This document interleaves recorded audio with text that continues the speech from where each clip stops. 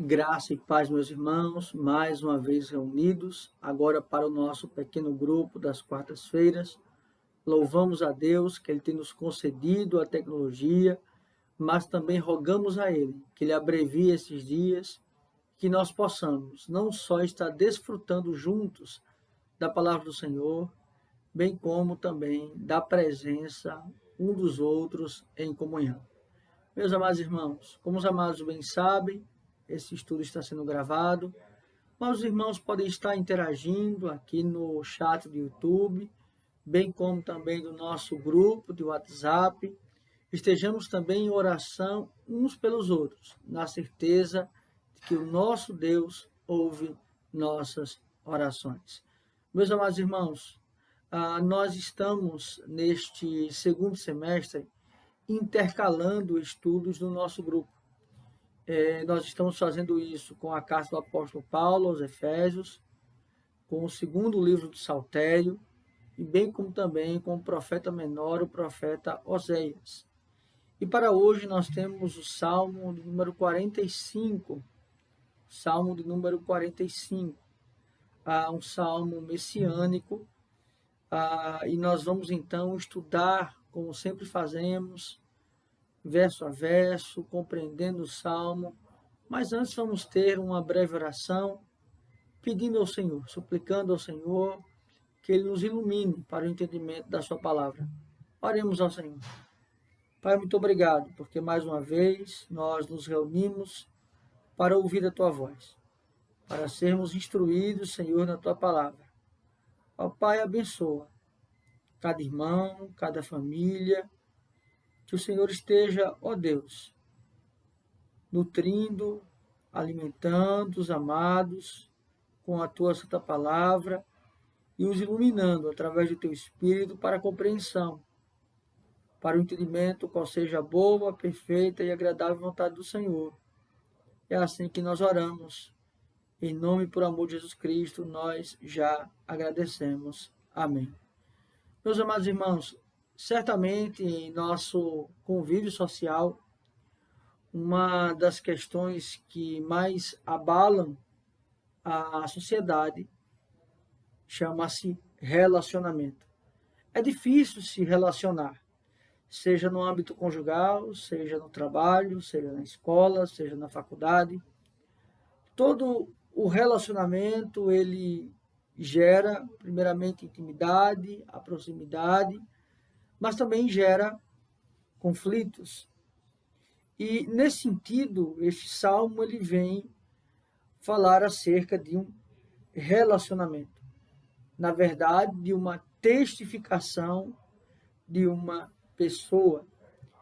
Este salmo, o salmo de número 45, como nós já bem falamos, ele se encontra no segundo livro do Saltério, onde nós já começamos, tem uma correlação com o livro de Êxodo, o livro da dispensação do povo de Deus. E este salmo ele vem, sobretudo, vislumbrar, demonstrar algumas coisas importantes. Primeiramente, ele é um salmo que representa a tipificação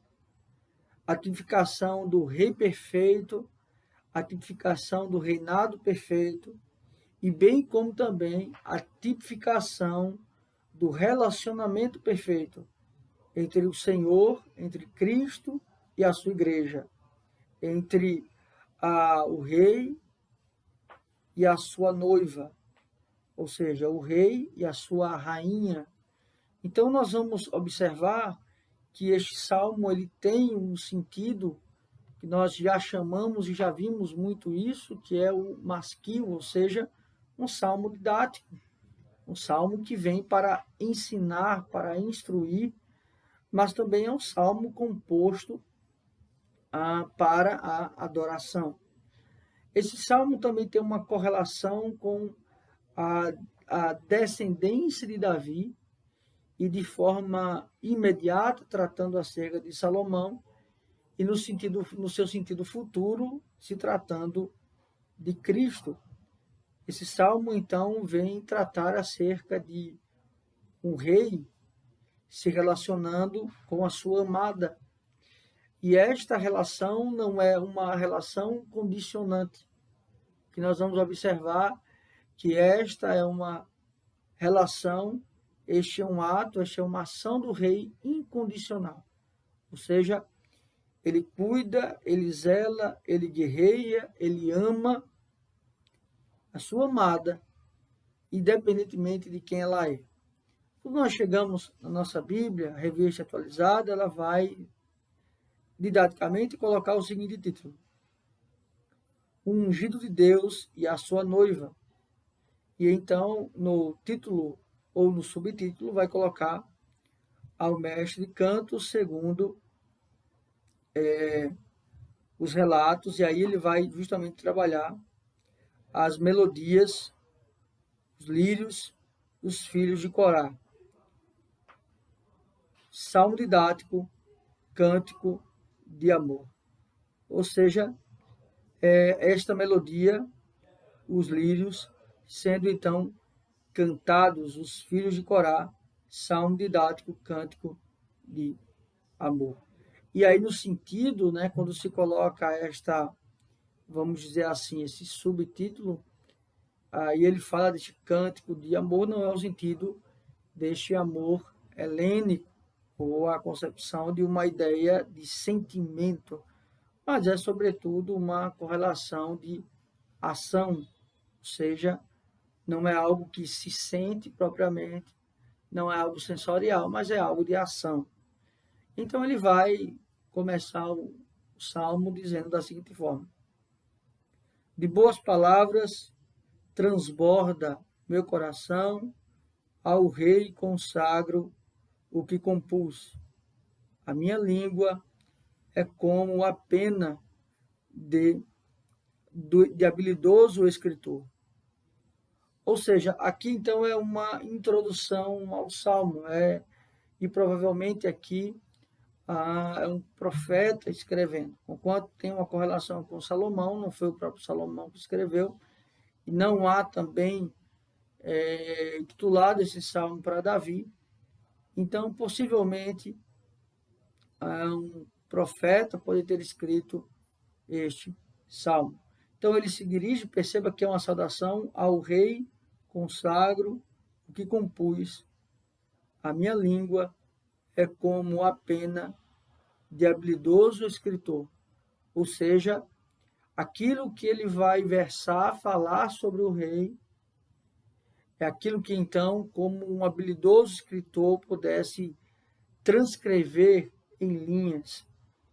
Ele fala então que é o seu testemunho para com este rei. E ele então se coloca como sendo um instrumento que vai testemunhar, que vai testificar acerca deste rei que ele fala. Eu consagro o que compus. Ou seja, consagrar aqui é a ideia de entregar, é ser para alguém aquilo que ele compôs. No verso 2 até o verso 5, então, ele vai começar a trabalhar acerca de atributos. Tu és o mais formoso dos filhos dos homens. Os teus lábios se extravasou a graça. Por isso, Deus te abençoou para sempre. Aqui, então, ele fala de uma concepção de formosura ou de beleza. Tu és o mais formoso dos filhos dos homens, os teus lábios se extravasou a graça, por isso Deus te abençoou para sempre. Percebe que aqui ele não fala de, embora esteja falando de beleza, ele não necessariamente traz um atributo físico. Isso que é interessante. Então, esta beleza, conquanto ele coloque este homem como sendo o mais belo visto dentre os homens, ele coloca aqui nos lábios, né? Nos teus lábios se extravasou a graça, ou seja, aquilo que ele profere. Então, ele estabelece a beleza a sua formosura dentre todos os homens, não aquilo que ele aparenta ser, mas sim aquilo que sai dele. E no sentido dos lábios, é aquilo que ele profere, é aquilo que ele fala. Ou seja, favores imerecidos. E aí é causa e consequência. O fato desse rei majestoso, glorioso, sublime, belo, e que não tem a ver com a beleza física, o seu ato de falar e de proferir, consequentemente, traz um sentido de Deus. Por isso, Deus te abençoou para sempre. Ele utiliza o sentido de eternidade. Deus te abençoou para sempre. O seu ato provoca uma consequência. E esta bênção de Deus é, na verdade, Deus, então, trazendo para este rei a glória, a honra devida para este rei. No verso 3, ele vai dizer: cinge a espada no teu flanco, herói, cinge a tua glória e a tua majestade. Percebe que agora ele vai demonstrar este rei guerreiro que então tem a sua espada e o seu flanco. Ou seja, ele vai também atribuir a este rei não só as suas palavras, mas também a sua ação de ir em favor. Ou seja, dizendo que é aquele que é poderoso nas batalhas. Verso 4. E nessa majestade cavalga prosperamente pela causa da verdade e da justiça, e a tua destra te ensinará proezas. Perceba que aqui, então, ele trata acerca deste rei que cavalga, ou seja, que vai de encontro. E nessa majestade cavalga prosperamente pela causa da verdade e da justiça, e a tua destra te ensinará proezas. Aqui é uma espécie de correlação com Apocalipse 19, ele trata acerca deste guerreiro, deste ser que vai em defesa, e ele fala da justiça e da verdade, ao mesmo tempo que ele atribuiu graça às suas palavras, como sendo aquele da primeira vinda, agora ele trabalha acerca deste que é justiça e verdade, ou seja, este que julga. As tuas setas são agudas, penetram o coração dos inimigos do rei. Os povos caem, submissos a ti. Então aqui ele fala justamente desta vitória sobre os inimigos, do seu poderio, e como então ele se achega na batalha, ou seja, o seu ímpeto em destruir os inimigos. Então percebe que ele está relatando uma concepção de um rei triunfador, né? O rei que primeiramente profere ou fala palavras, mas é aquele que também no tempo oportuno ele traz então agora juízo, e ele vai guerrear contra os seus inimigos. No verso 6 ele vai dizer: o teu trono, ó Deus, é para todo sempre. Cetro de equidade é o cetro do teu reino. Percebe que aqui, conquanto, por exemplo, João Calvino vai fazer uma menção, ele faz uma menção ao próprio Salomão, ao mesmo tempo aqui ele revela que este é um salmo messiânico, porque ele fala deste ó Deus, né? Ele traz esta palavra de Deus, Yahvé, e é para todo sempre teu cetro de equidade e o cetro do teu reino. Ou seja, aquele então que permite ou não a presença, aquele que define, que decreta, é esta imagem que é colocada no verso 7, mas a justiça, amas a justiça e odeia a iniquidade. Por isso, Deus, o teu Deus, te ungiu com óleo de alegria, como a nenhum dos teus companheiros. Aqui ele fala desta unção, e perceba que ele vai falar: amas a justiça e odeias a iniquidade. Percebe que é um em detrimento do outro. Ele ama a justiça. O que nós temos que compreender também, a justiça por si só, ela não existe. A justiça só é manifesta se alguém pratica a justiça. Então, ela precisa ser exercida, ou seja, ela não é algo ontológico. Eu não julgo, por exemplo, o adultério, mas o adúltero, por exemplo. Então, nós temos que entender que essa ideia, né, amas aquele que é justo, mas odeia a iniquidade, ou seja, aquele que é iníquo. E aí é um em detrimento do outro. Ele ama e ele odeia. Percebe? Ele faz então a concepção de que ama um e se aborrece do outro. Esta é uma linguagem que é utilizada, por exemplo, com Esaú e Jacó. Um em detrimento do outro. Amou a Jacó e se aborreceu de Esaú. Então, perceba que aqui, por isso, Deus, teu Deus, te ungiu com óleo de alegria, como a nenhum dos teus companheiros.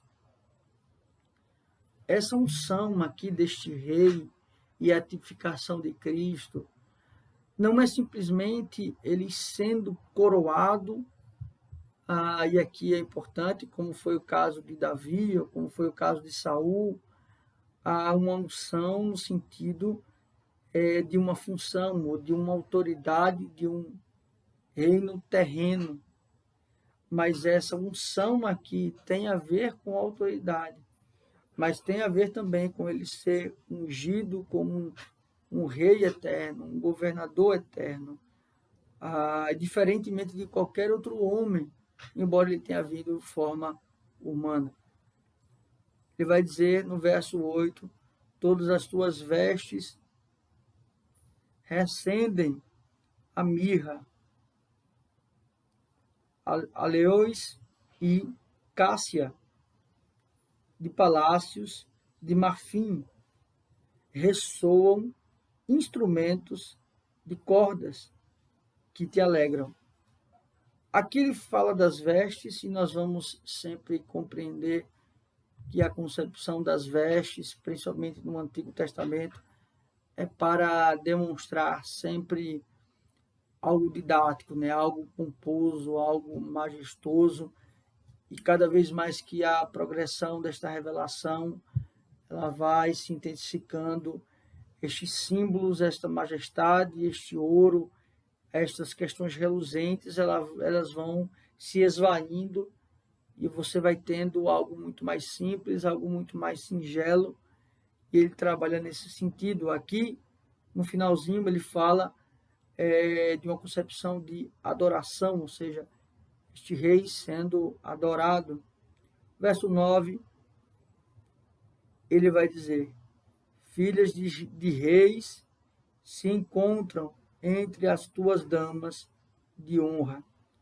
À tua direita está a rainha adornada de ouro finíssimo de Ofir.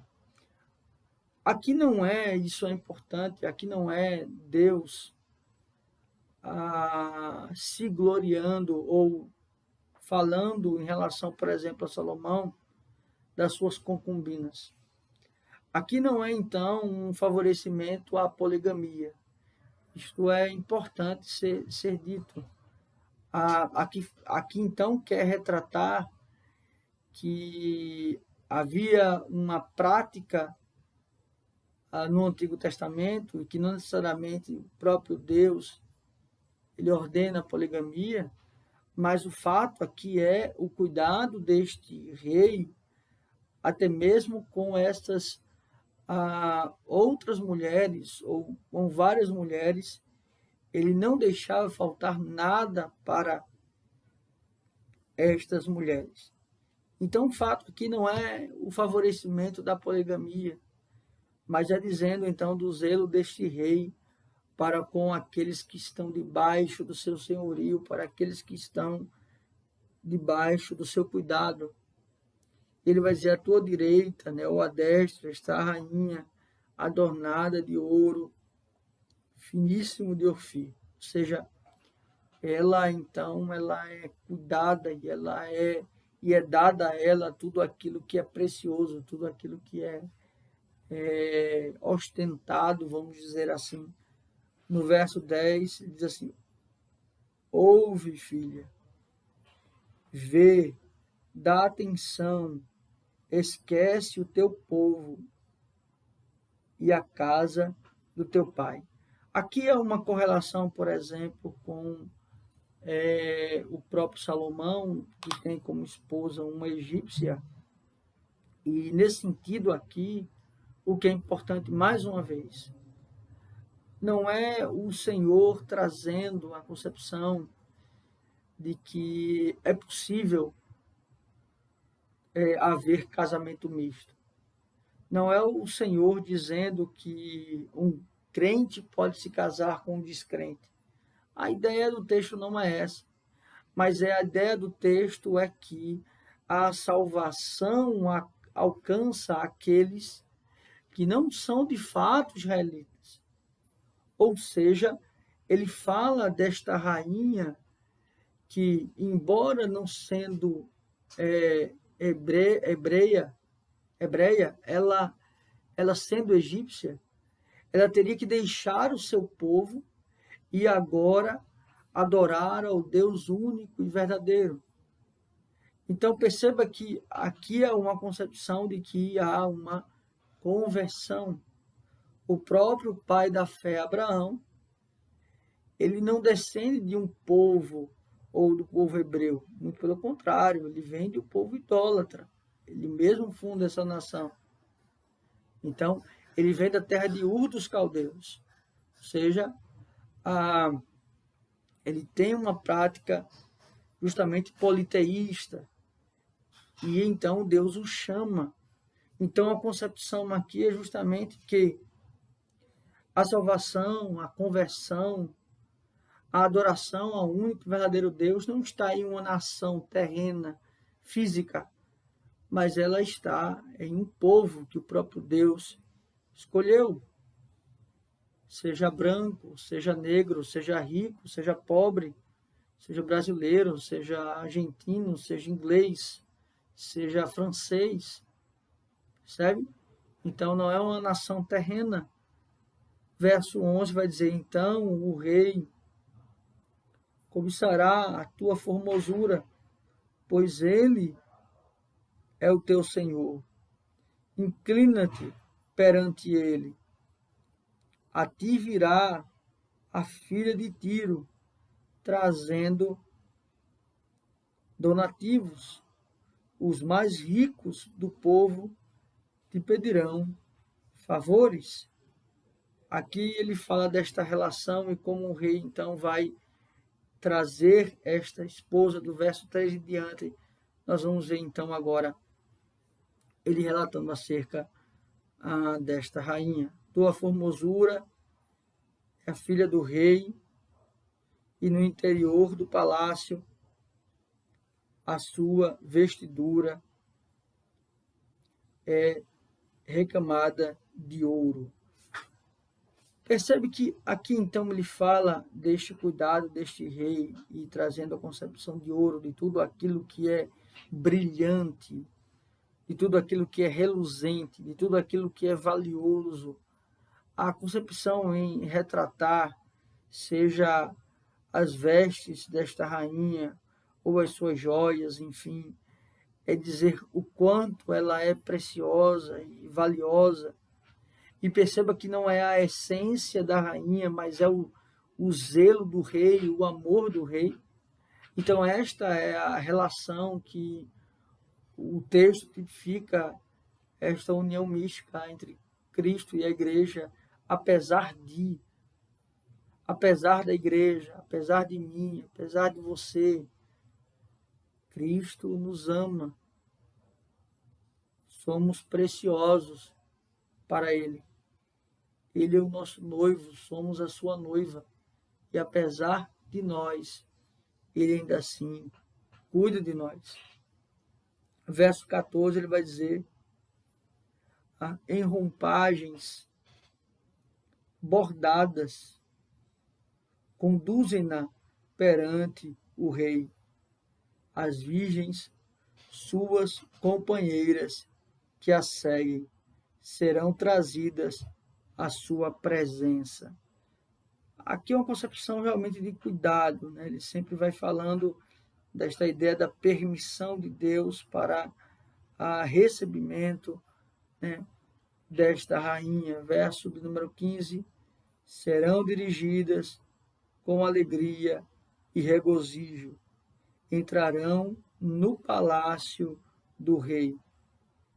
Em vez de teus pais, serão teus filhos, os quais farás príncipes por toda a terra. Aqui então ele fala desta união deste rei com esta rainha e desta descendência.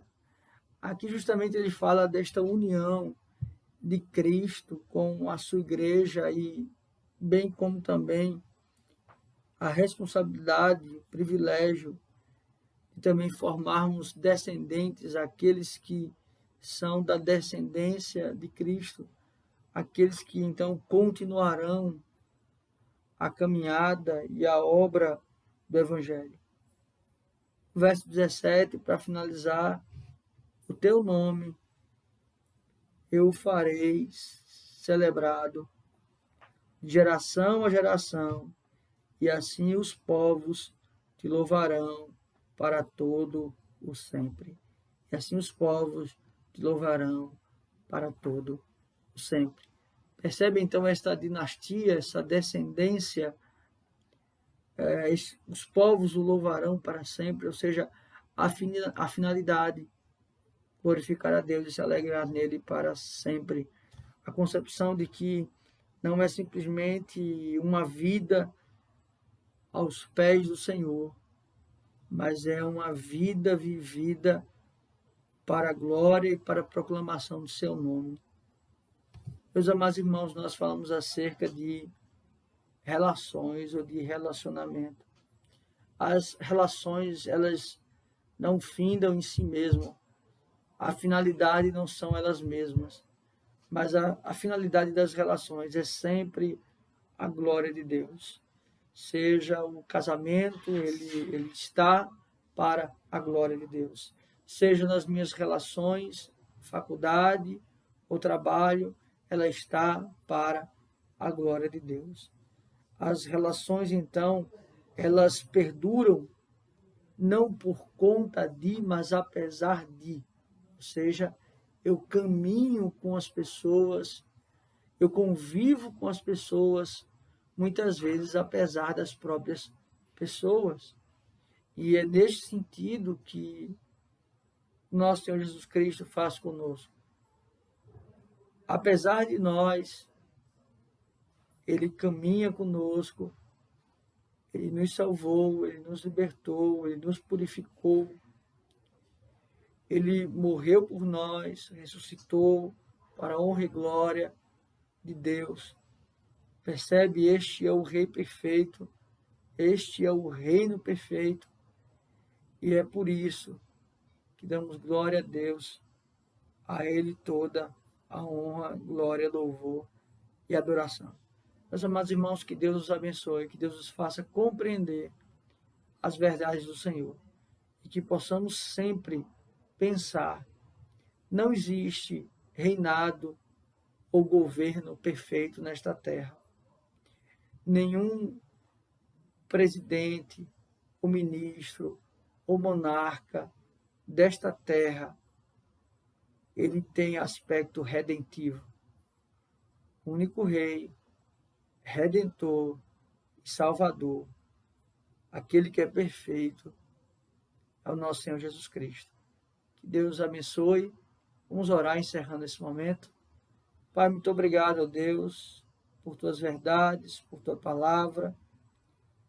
Ó Senhor, que maravilha é poder, ó Deus, ouvir a tua voz e sermos impactados, Senhor, e esperançados pela tua palavra.